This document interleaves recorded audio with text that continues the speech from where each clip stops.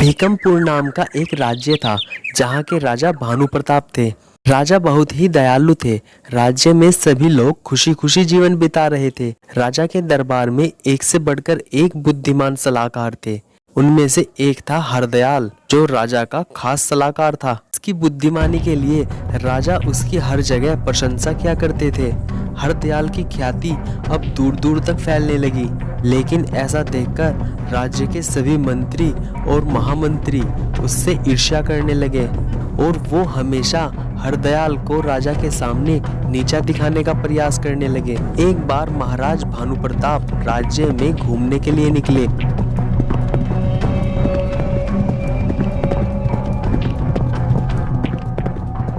और उन्हें कहीं जंगल में एक तोता दिखाई दिया। अरे वाह, कितना सुंदर रंग का तोता है। ये तो मेरे राजमहल में होना चाहिए। महाराज राज दरबार में आ जाते हैं। सभी मंत्री और सलाहकार के सामने कहते हैं, आज नगर में भ्रमण करते हुए मैंने हरे रंग का एक तोता देखा है। महामंत्री, कल मुझे लाल रंग का तोता चाहिए। ये काम हो जाना चाहिए। महामंत्री घबरा गए।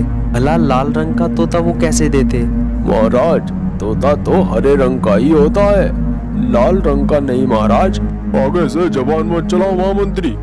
कल मुझे लाल रंग का तोता चाहिए, समझे? ना महाराज को भी पता था कि लाल रंग का तोता नहीं होता।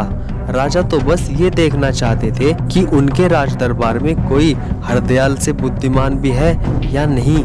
महाराज बोले, राज्य में उपस्थित सभी लोगों को मैं आदेश देता हूँ, जो कल मुझे लाल रंग का तोता लाकर देगा, मैं उसे 1000 सोने की अशर्फियाँ दूंगा। सभी लोग सोने की अशर्फी के लालच में हाँ बोलकर राज दरबार से लाल तोता लेने के लिए निकल पड़े। लेकिन अगले दिन सभी फिर से राज दरबार में उपस्थित हुए और राजा से बोले, महाराज, हमें माफ करे, हम लाल रंग का तोता नहीं ला पाए क्योंकि लाल रंग का तोता हमें कहीं मिला ही नहीं।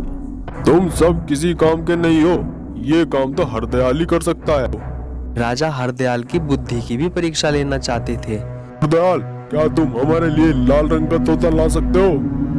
हाँ, क्यों नहीं महाराज, बिल्कुल ला सकता हूँ। तो ठीक है, तुम कल हमारे लिए लाल रंग का तोता लेकर आना, नहीं तो कभी मत आना और हमें अपनी शक्ल कभी मत दिखाना।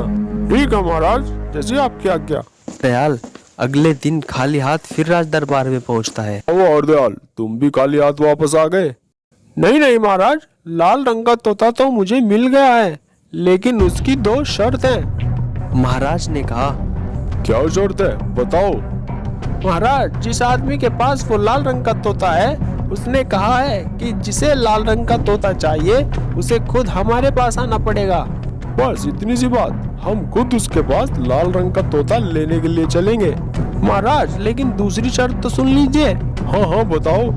महाराज, उस आदमी ने कहा है, जो आदमी ये लाल रंग का तोता चाहता है उसे सप्ताह के 7 दिन छोड़कर किसी और दिन आना होगा।